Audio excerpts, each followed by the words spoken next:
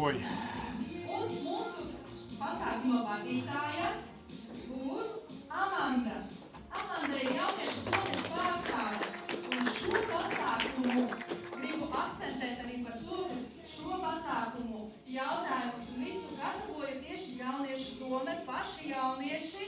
Un vada arī paši jaunieši, tāpēc atbalsta. Tā ir iniciatīva, tāpēc lūdzu esam atbalstoši. Un, ja jums ir arī jautājumi, es zinu, ka ir daži jaunieši, kas ir sagatavojuši jautājumus, tad droši būs arī iespēja uzdot arī jums jautājumus. Mēs vēlamies... Ar mikrofonu vai bez? Jā, tāpēc mēs gribam, lai jūs uzliekat mikrofonus. Nu, labi.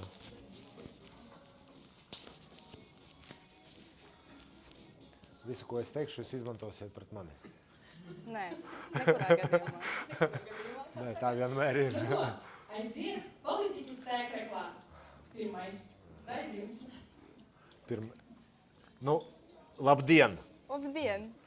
Pirmais jautājums ir, vai jūs piekrītat, ka es jūs uzrunāšu nevis uz jūs, bet uz tu? Var tur klusāk mazliet? Po, ideāli. Nu, pirmām kārtām labdien visiem! Es uzreiz laikam jums godīgi pateikšu, ka šāda veida pieredze man tādā formātā īstenībā ir pirmo reizi dzīvē.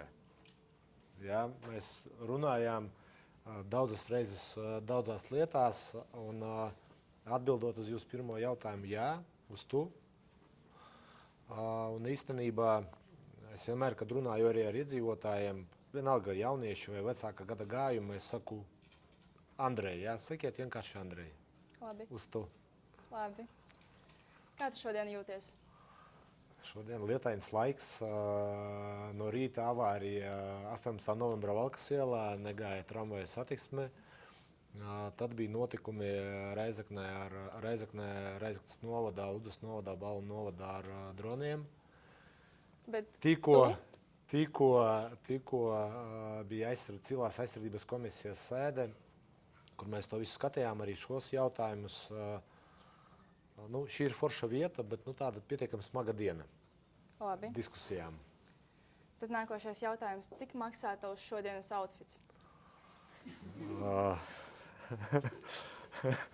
Es izvēlējos lētāko, kas bijis. Krosanes New Balance džinsi. Lūk, maika. Nu, varbūt 250–300 eiro. Okay. Krosanes ir dārgākās. Labi, ticēšu. Tas man fetišs tāds. Labi. Ko tu domā par trendu 6'7"? 6'7"? 6'7". Man īstenībā jaunākais puika, 6 gadi viņam, es kaut ko runāju, un viņš saka, kaut ko tu viņam saki, 6'7". Es domāju, nezinu, kādu brīdi, ka tas varbūt tās ir no multfilmas kaut kāds vai vēl kaut kas tam līdzīgs. Bet tad pēdējā brīdī es biju, eju uz hokeju un skatos, ka hokejisti spēlē, un kad līdzjutēji skatās, un kad viņi nav apmierināti, kā tur tiesnesis tiesā, tad viņi tur rāda šitādus te, jā? Zini, kas tas ir? Zini? Jā.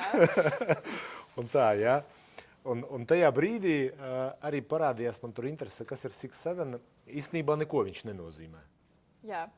Jā, tas ir tāds kā trends, kas neko nenozīmē, un kad tu uzdot jautājumu un tev pretī pasaka 6'7", tas nozīmē, ka viņš jau garš laikam nevēlas atbildēt, vai tam absolūti nav nekādas nozīmes. Ok. Tev ir tetovējums? Jā, man ir tetovējums. Kāds? Es negribu rādīt. Aprakstīt. Tu vari aprakstīt viņu. Nē, man ir tetovējums. Labi. Es viņu uztaisīju, kad es biju skolā. Cik tev bija gadu? Ja es nemaldos, es biju 9. vai 10. klasē. Diezgan jauns. Un vecāki man par to nezināja. Un es pabeidzu universitāti, un tikai tad es viņu parādīju. Vai jūs nenožēlojat par to izvēli? Es atceros, ka es to taisīju ķīmijā kaut kādā tur dzīvoklī. Jā, kaut kāda pultaraška, jā, tur bija tāda ne ļoti eiropiska. Vai es nožēloju? Tajā brīdī, kad es mācījos universitātē tādu priekšmetu kā kriminoloģija, tad es nožēloju. Jo visi tetovējumi ir sevišķas pazīmes, kuras arī vadoties no tā, ko tu izvēlies, vai tā ir puķe, vai tas ir dzīvnieks, vai kāds raksts, un no tā, kurā vietā viņš atrodas uz cilvēka, tas lielā mērā var arī atklāt un kaut ko izstāstīt arī par to cilvēku. Vai es to nožēloju? Nu, nē. Vai es domāju, ka man viņš ir jānoņem? Jā, bet es nekad pie tā nenonācu, jo kaut kad bērnībā izdarīt šāds lēmums, viņš tomēr bija lēmums, kur bija pieņemts, un, ņemot vērā to, ka es viņu nodzīvoju. Jā? Jā. Tā kā mēs tagad tā kā esam neatrauti kopā. Labi, tad nākošais. Vai tu esi apmeklējis psihologu? Jā. Un kā bija? Jautri, labi. Īstenībā psihologu pirmo reizi apmeklēju 18 gados. Mums toreiz skolās nebija psihologu laikam. Marina nebija, jā? Vai bija? Bija.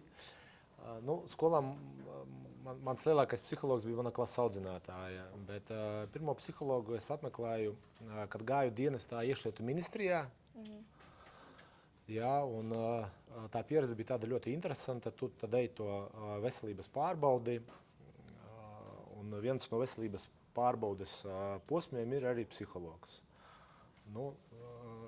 Tu atnāc pie psihologa, viņš te uzdod dažādus jautājumus, tests, jā, kaut kāds jāizpilda, un tad tur viens bija tāds moments interesants. Es tā kā tur lasu kaut kādu muļķīgu jautājumu, es tā kā pareizi atbildu. Viņš tad grib ar mani parunāties, ko es tur esmu uzrakstījis. Un es tajā brīdī viņam saku, kāpēc tik vienkārši jautājumi? Ja es pat trakais uzrakstītu viņus pareizi, viņš tā, tu gribi par to parunāt? Es saku, nē. Tāda bija tā pirmā pieredze. Labi. Tagad tev vajadzēs izvēlēties vienu no diviem. Pirkt vai pārdot? Pirkt. Kartupeļu biezenis vai griķi? Griķi. Blondīnes vai brunetes?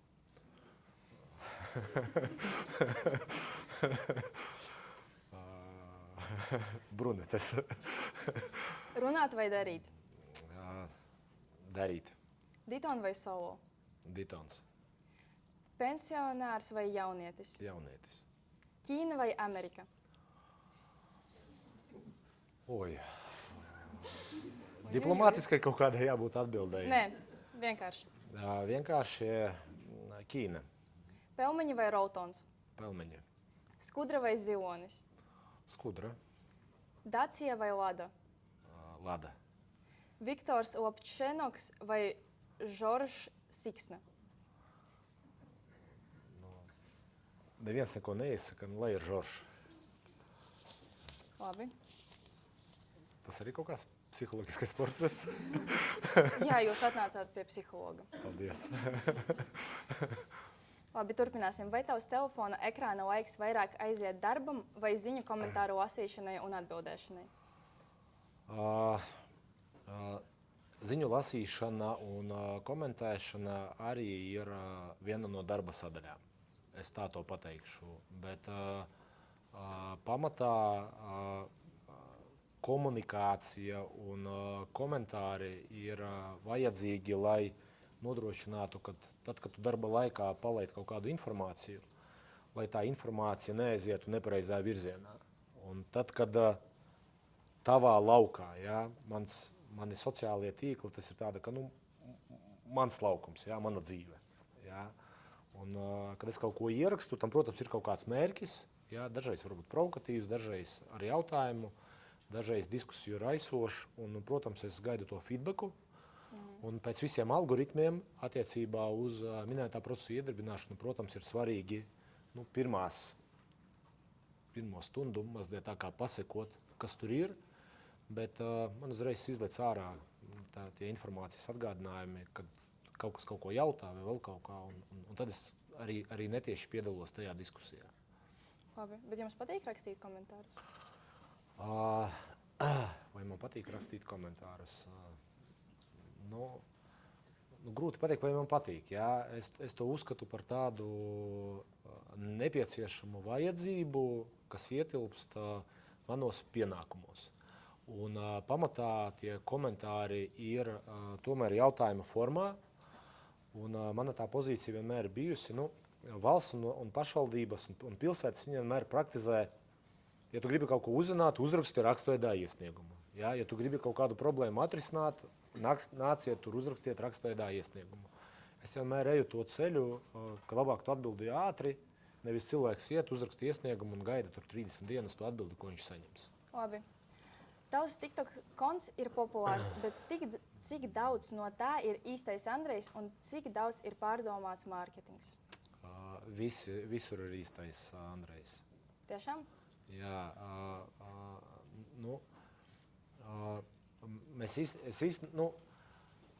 Vēsturiski varbūt tās no paša sākuma, tad, kad tiek veidoti tie sociālie konti, un manā gadījumā tas ir bijis ļoti sen, vai Instagrams, vai Facebooks, vai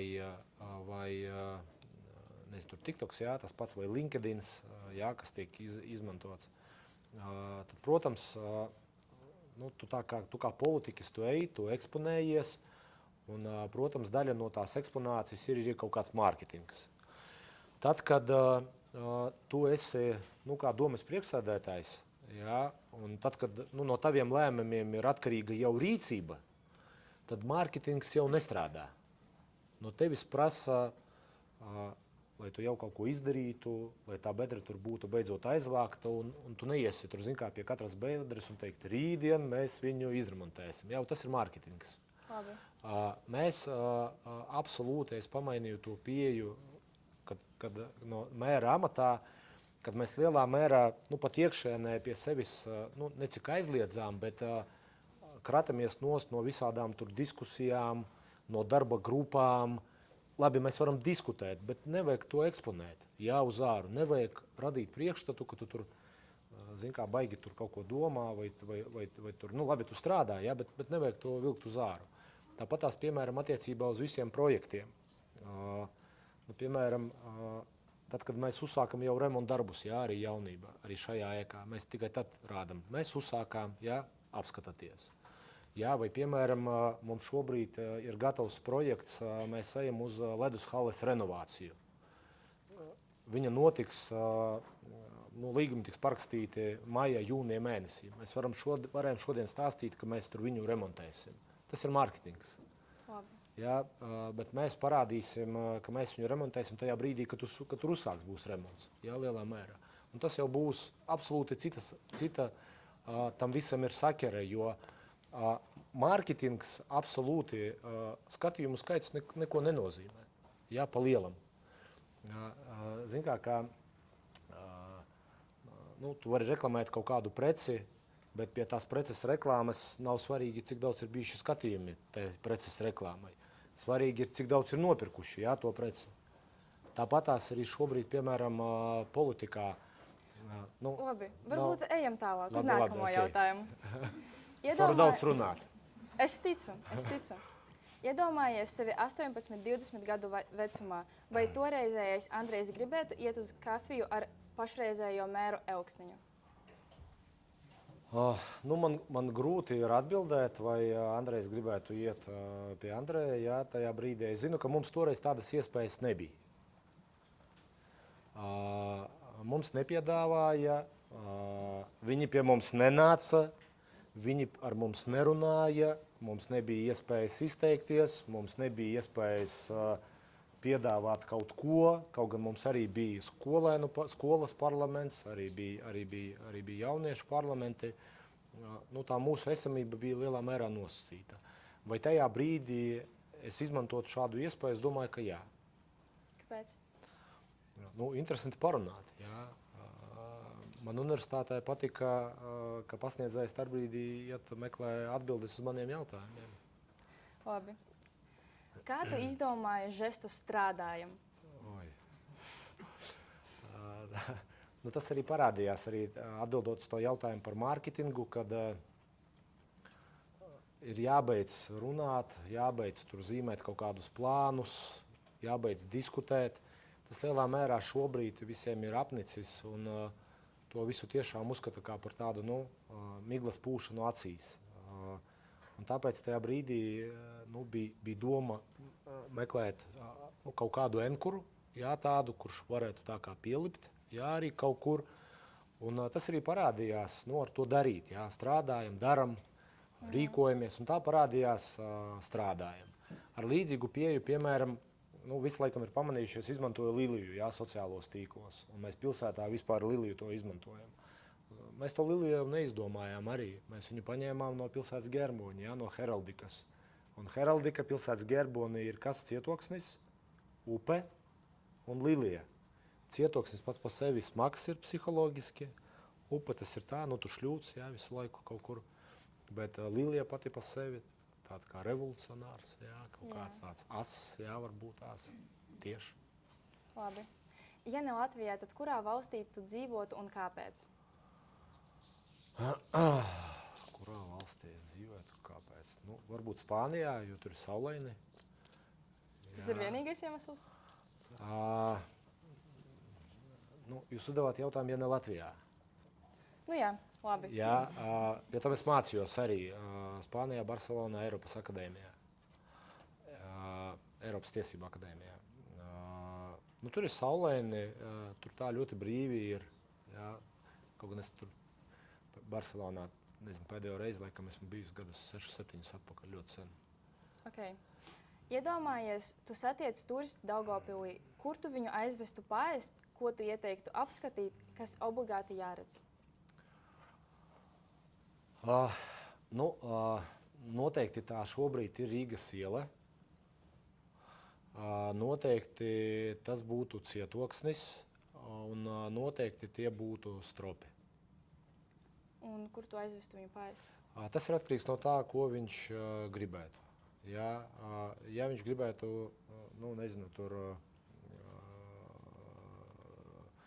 čeburiku apēst, varētu uz Gošu aiziet. Ja kafiju padzert, tad varētu pie Daugavpils universitātes Wake Up kofija ir. Ja vēl kaut ko citas būtu atkarīgs, īstenībā no piedāvājuma. Daugavpilī šis piedāvājums šobrīd ir tīpaši, kas koncentrējas pilsētas centrā, ir pietiekami plašs. Labi. Viena lieta, kas Daugavpils jauniešiem ir labāka nekā rīdziniekiem. Un jūs tagad izstāstīsiet? Kāda? Tavuprāt? Manuprāt, tas, ka ir milzīga iespēja izmantot dažādas sporta nodarbības, dažādus pulciņus, interešu izglītību. Pie tam tu vienā dienā vari izmantot vismaz 2 no viņiem. Labi. Rīgā šādas iespējas noteikti nav, jo ceļš un atrašanās viena vieta no otras aizņems lielāko laiku. Ar kuru vietu tu visvairāk lepojies Daugavpilī? Stropi. Kāpēc? Kāpēc stropi? Man tur nekas nepieder. Bet Daugavpilī, manuprāt, šobrīd mums ir vienreizēja iespēja attīstīt tādu savu kā kultūru telpu, kultūru vidi, tādu kā turisma centru. Un šeit strādā ļoti vienkārši aritmētika, ap kādu no ūdens tilpnēm var veidoties tas turisma piedāvājums. Var paši atbildēt, šeit. Ap Gubišas ezeru var? Nevar. Ap Šūņu ezeru var? Tā, uz visu, lai ciemiņi atbrauktu.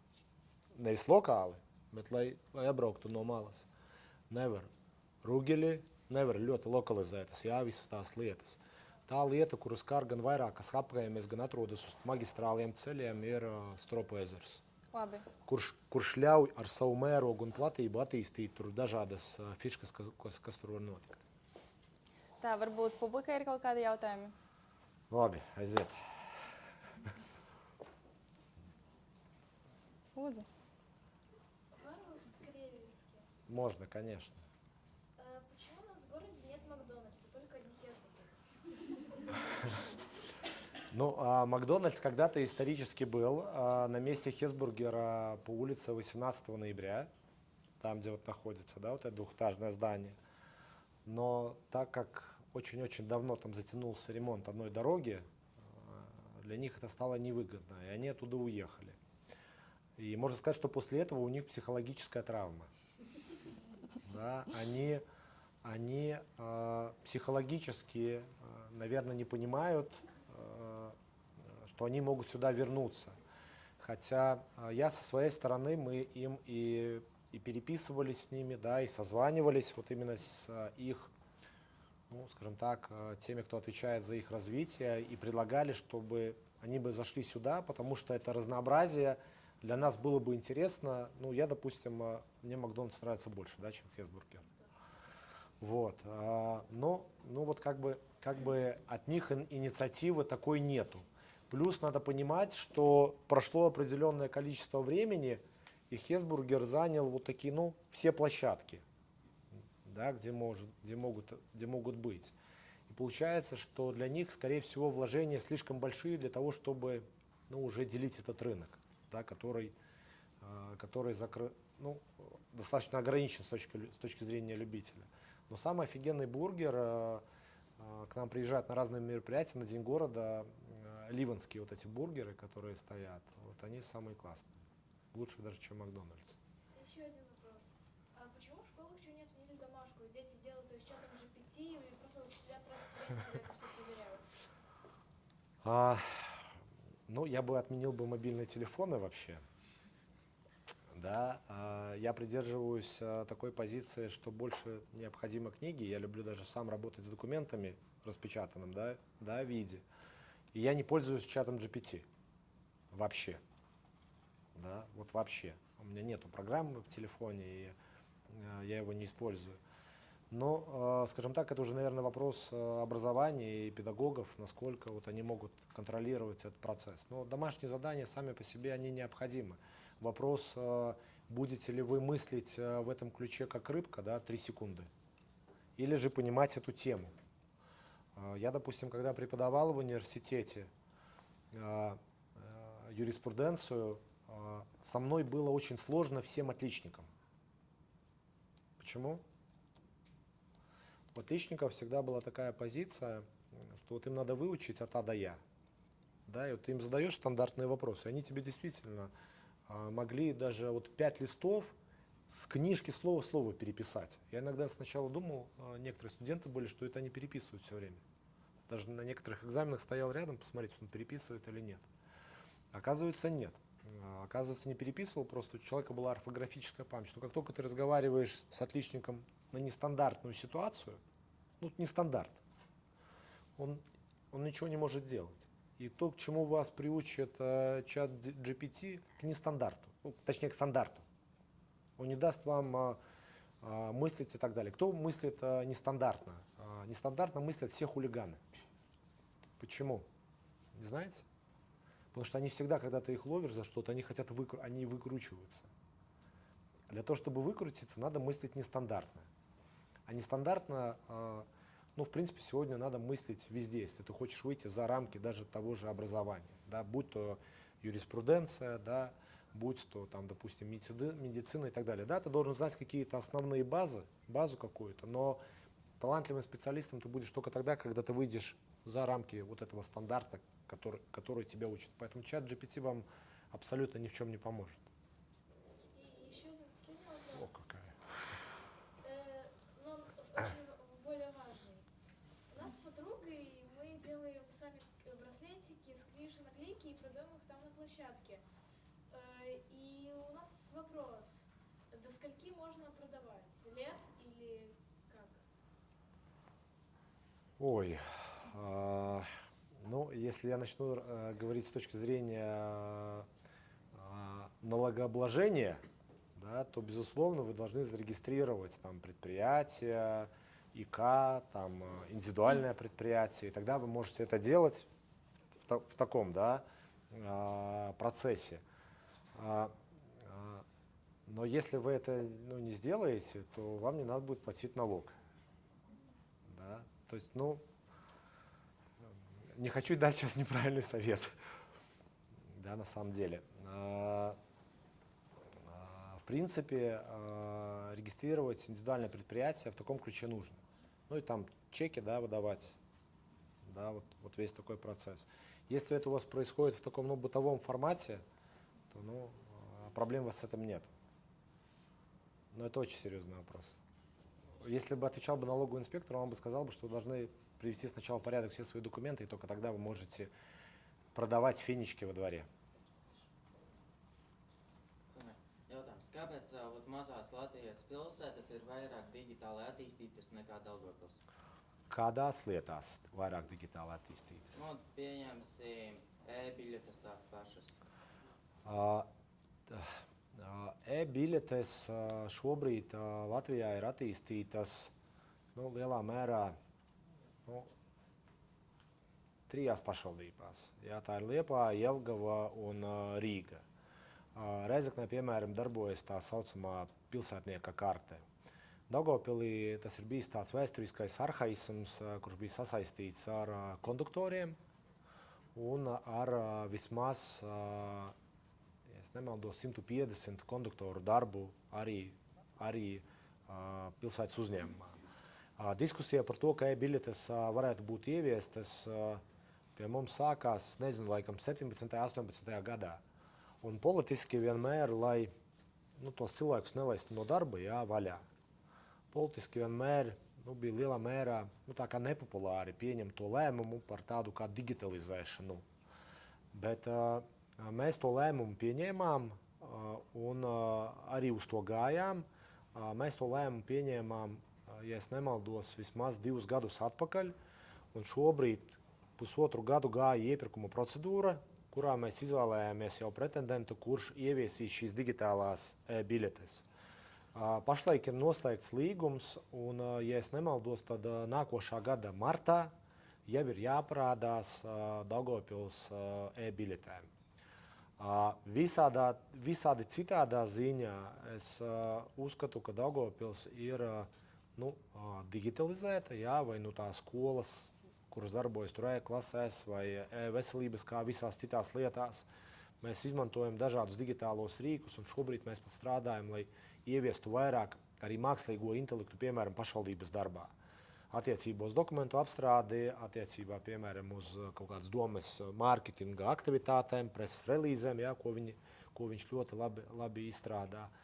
Bet šobrīd mēs ejam pakāpeniski uz, nu, tā saucamo tādu kā pilsētnieka karti, jā, kuru arī varētu izmantot arī ar dažādiem pielikumiem, ne tikai sabiedriskais transports, bet arī, piemēram, ēdināšana, kaut kādas bibliotekas, sociālie pabalsti un daudzas citas lietas. Tātad, kā jūs domājat, kas būtu jādara, lai uzlabotu izglītības sistēmu vai tās kvalitāti? Ar pedagogiem vai ar skolēniem? Es teiktu drīzāk, nu, ar pašu to apmācību, kā notiek vispār tas viss process, un vai jūs vispār, nu, tā kā, kas jums šķiet, kas būtu jāpamaina, lai tomēr uzlabotu, nu, mūsu šo tagadējo, kā teikt, nu... Jāpamaina būtu attieksme, nu vairāk būtu jāmācās. Tieši no skolēnu puses? Protams. Saprotiet, nu, pirmā lieta. Daugavpils kā izglītības ekosistēma, jā, pilsētā ir, manuprāt, viena no labākajām Latvijā. Labi, es domāju, ka mēs sapratām, mums jāiet tālāk. Varbūt. Es ātri ļoti atbildēšu. Ļoti ātri. Ir viena no labākajām Latvijā. Tā ir viena lieta. Otra lieta, viņi ir fantastiski laba dēļ tā, ka mums ir vēl vecās raudzes pedagogi, nu, kuri nevis tur ķap-ļap, jā, bet tevi strosta, tur, zin, kā vecākiem zvana uz mājām, saka, ka tu neesi izpildījis mājas darbu, un kuri tevi tā kā mazliet tā kā padresē, jā, tajā visā. Bet kopumā, nu, mums ir grāmatas, jā, mēs tur guldamies iekšā infrastruktūrā, un plus mīnus, nu, tā skolas kā ekosistēmas, viņas ir, un skolu komandas, piemēram, Zinātņu vidusskolas komanda, direktors un direktoru vietnieki ir labāk atzīti vispār Latvijā, pēc Latvijas universitātes atzinuma. Bet kvalitāte, tas tāpatās kā ceļa posms, jā, divirziena kustība. Tas nav atkarīgs tikai no pedagogiem, tikai no pašvaldībām vai no izglītības pārvaldes darbiniekiem. Tas atkarīgs arī no mums pašiem, vai mēs mācāmies tā tālāk. Un arī šeit, piemēram, kad es pasniedzu, ka tu ieraugi savā kursā tur talantīgos bērnus, tu atbrauc Daugavpilī uz izlaidumu un viņus visus satiec dažādās skolās arī Daugavpilī. Un tie ir Daugavpils talantīgākie, jā, bērni. Bet viņš ir tiešām smagāks jautājums, un tas ir lielā mērā arī atkarīgs no tava paša attieksmes par izglītību un nelietot GPT čatu, jā. Es atvainojos. Viss kārtībā. Labi. Tagad atbildi bez rakstīšanas. Cik būs 546 mīnus 291? 500, 46 jā. mīnus 291. 9 plus 200, Mīnus. nepagad. 546 Jā. mīnus 291. Jā. 255. Nu, labi, vari vēlreiz aiziet nokļūt matemātikas eksāmenu. Jā, Ļoti labi. paldies. Pagad, no. 406. Viss pareizi, viss pareizi. pareizi, jā? Jā. Ok. Vai Nē, nu jā- es vienkārši atņēmu no tā un pieliku pie atlikušā. Ļoti labi. Vai jaunieši Daugavpilī tev ir vēlētāji ar balsi vai tikai statistika politiskajos plānos? Kā tas parādās jūsu pieņemtajos lēmumos? Vēlētāji ar balsi. Kā tas parādās pieņemtajos lēmumos? Visur parādās šī centra rekonstrukcija jauniešiem, interešu izglītības aktivitātes, sporta aktivitātes, kaut kādas atpūtas aktivitātes, nezinu, tur kino un daudz kas cits. Bet šeit es teikšu uzreiz arī, ka tas atkarīgs arī, nu, ko prasa jaunieši lielā mērā. Mans mērķis ir nevis tikai kaut ko piedāvāt, bet veidot arī atgriezenisko saiti. Pasakiet, ko jūs gribat. Jā, pietiekami konkrēti. Es pateikšu jā, nē, parīt, nekad. Jā, varbūt. Labi. Kāpēc, tavuprāt, daudziem jauniešiem Daugavpilī joprojām ir problēmas ar valsts valodu? Tā varētu būt vide, tā varētu būt ģimene, bet īstenībā es komunicējot ar jauniešiem, es īstenībā nekad to problēmu tā kā neizjūtu, ka viņiem tā ir problēma. Jautājums varbūt vienā brīdī ir vēlēšanās vai nevēlēšanās, bet mums noteikti šobrīd visi bērni, kas pabeidz bērnu dārzu, visi, absolūti visās grupiņās viņi zina un pārzina un runā latviešu valodā. Marina, tā ir vai nav? Nu, gandrīz, jā. Lūk, tā ir viena lieta. Otra lieta, protams, ir jautājums par vidi, jā, kurā mēs dzīvojam. Tas var patikt, nepatikt. Mēs objektīvi dzīvojam vidē, kurā tas daudznacionālisms, daudzvalodība, jā, tādā ziņā, protams, ar krievu valodas dominanci, viņa pastāv. Jā, tu nevari ignorēt, viņa tāda ir. Bet šis process pakāpeniski mainās, un, manuprāt, tieši tā latiņa, kura palielinās procentuāli pie jauniešiem, arī ir tas noteicošais. Labi. Kādas ir 3 galvenās problēmas, kāpēc jaunieši aizbrauc no Daugavpils? Vēlams tās problēmas 2-3 vārdos. To nevar 2-3 vārdos. Pirmkārt, manā skatījumā, ja jaunietis vēlas aizbraukt, tad viņam ir jāaizbrauc. Labi, bet kādēļ viņš grib aizbraukt? Pateikšu, viņš grib aizbraukt tāpēc, ka augstāku izglītību, piemēram, medicīnā, inženierzinātnēs vai jurisprudencē, viņš var iegūt tikai galvaspilsētā. Tas ir objektīvs rādītājs. Tas var patikt, var nepatikt. Tā ir utopija jaunieti ar vidējām 8-9 ballēm liecībā teikt, zini, viss būs Daugavpilī. Nē, tā nebūs. Tev ir jāveido saikne, kad viņam ir jāizmācās, viņš var aizbraukt. Es tāpatās 18 gados aizbraucu. Tā ir viena lieta. Otra lieta, kā iemesls, tā ir ģimene. Bet šis iemesls ir tādā socioloģiskajā kontekstā. Es esmu pieaudzis un es gribu dzīvot savu citādāku, patstāvīgu dzīvi. Ja? Es varbūt negribu tur mammu vai tēti uzraugos savu katru dienu, es gribu kaut ko patstāvīgi. Un tā arī veidojas arī šis iemesls. Un viņš ir arī socioloģisks, jā, lielā mērā. Labi. Ko tavuprāt vajadzētu darīt Daugavpils jauniešu domai? Nu, visu kaut ko dariet, ko gribat. Labi, darīsim, ko gribēsim. Nē, nopietni. Dariet, ko gribat. Es noteikti neesmu tas, kurš var jauniešiem teikt, kas viņiem ir jādara vai kas nav jādara. No jums pašiem ir atkarīgs. Kas notiksies, kurā virzienā jūs esat. Un īstenībā, jo vairāk varbūt tās būs kaut kas, nezinu, tāds interesants, radošs, varbūt kaut kur provokatīvs, jā, jo tas veicina arī tādu kā arī pašdisciplīnu, jā, arī man. Jā, jo, piemēram, varbūt tās jaunieši būs par kaut kādu lēmumu un mēs iesim uz šo lēmumu. Ja viņi būs pret, tad varbūt tās mēs neiesim uz šo lēmumu. Bet tāpēc jauniešiem kā tādiem, arī jauniešu domai un visiem ir jākļūst par tādu ļoti spēcīgu jauniešu balsi ar savu viedokli, jā, kas ir svarīgi. Mēs varam padiskutēt. Viedoklis vispār atrodas ārpus patiesības kategorijas. Jā. Viņš nav ne patiesa, ne pareizs, ne nepareizs. Jā. Varam diskutēt. Es domāju, mēs nediskutēsim. Mēs iesim pie nākamā jautājuma. Okay. Pēdējā jautājuma. Pēdējais jautājums. Nē, es man moka, es varu palikt ilgāk. 5 minūtes? Es varu 11 palikt, 20, jā. Jūs vēl gatavi klausīties?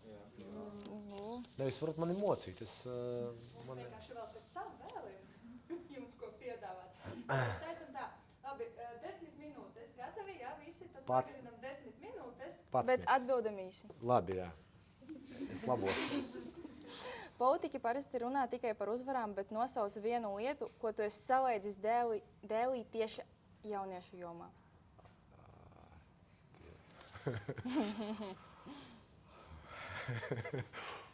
Nezinu. Jūs man pateiksiet, varbūt tās. Marina, Varbūt ko mēs jūs esam pateiksiet. salaiduši? Redz, viņa arī neatzīstas. Kā lūdzu? Vienmēr vadamies no labākajām vēlmēm. Man ir grūti pateikt, ko mēs esam salaiduši. Jā. Mums varbūt negribētos slēgt kaut kādu skolu, jā, varbūt, jā, vai bērndārzu. No tādiem, vai mēs to esam salaiduši dēlī. Bet ja tur nav bērnu, tad jautājums, vai tas ir dēlis, jā, Labi, vai vajadzīga labi. rīcība. Jā. Kurš tavuprāt ir labākais mēra kandidāts Daugavpilī?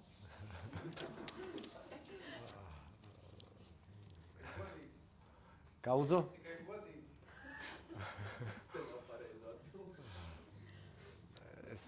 Es būšu pieticīgs, Ivar.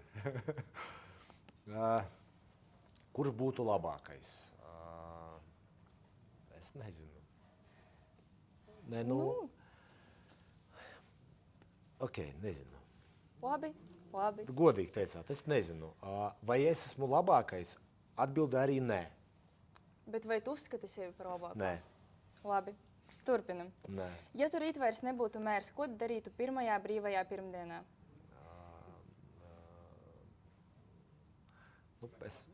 Kā lūdzu? Nē, es esmu pēc profesijas zvērnāts advokāts. Jā, man ir darbs arī kā zvērnātam advokātam, man ir birojs, man ir darba vieta, jā, minētam birojam. Īstenībā arī domē ir bijuši pārtraukumi, kad es biju deputāts, nevis priekšsēdētājs. Un pēc likuma domes deputātam ir tiesības savienot ar advokātu. Priekšsēdētājiem ir aizliegts savienot, bet deputātiem ir atļauts. Un tajā brīdī, kad esmu deputāts, es savienoju savu amatu ar advokātu amatu. Tas nozīmē, ka risinu juridiskas dažādas lietas. Labi, paldies. Kādu mūziku tu klausies? Ja tā regulāri, tad es neklausos. Bet dažreiz? Kad es skrienu, es klausos, un tad es klausos ļoti daudz ko dažādu. Piemēram, man patīk, DDT man patīk, ja, ko es paklausos. Tad manā playlistā ir Saula Pērkons Daugavā. Jā, Laba arī tas izvēle. ir. Nu, tur ir saliktas dažādas daudzas dziesmas, kuras, nu, kur uzdevums ir kaut kur pabakstīt tevi, kaut kur atslēgt. Labi. Vai tu kādreiz esi uzrakstījis komentāru no viltus profila? Nē, man nav viltus profila. Labi. Kā tu gribētu, lai Daugavpils jaunieši tevi atceras pēc 10 gadiem? Pēc 10 gadiem Jā. dinamisku, ātru, nestandarta, nu, tādu nepensionāru. Labi. Ja tev būtu 1 minūte uzrunāt visus Daugavpils jauniešus, ko tu pateiktu? Tas tagad gandrīz jau jāskatā runa, jā? Jā. Viņai jābūt iedvesmojušai. Vēlams. Kamēr es uzdodu jautājumus, es domāju runu. Nē, nu, īstenībā viss ir atkarīgs tikai no jums. Tā ir viena lieta. Otra lieta, viss ir atkarīgs no tā, kā jūs mācāties un kādas zināšanas jūs iegūstat. Jo manā personīgā pieredzē un uztverē tikai un vienīgi zināšanas un grāmatas var atvērt durvis jums ikvienā jomā, ikvienā nozarē. Vai tas ir izglītība un jūs būsiet pedagogs, vai sportists, vai advokāts, vai ārsts. Bez izglītības zināšanām nekā nebūs. Paldies. Tie bija visi jautājumi. Paldies!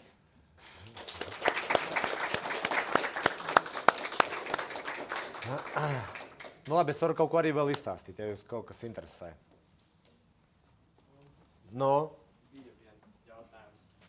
Kura doma bija izveidot tieši šo vietu un kāpēc tā vispār tika radīta?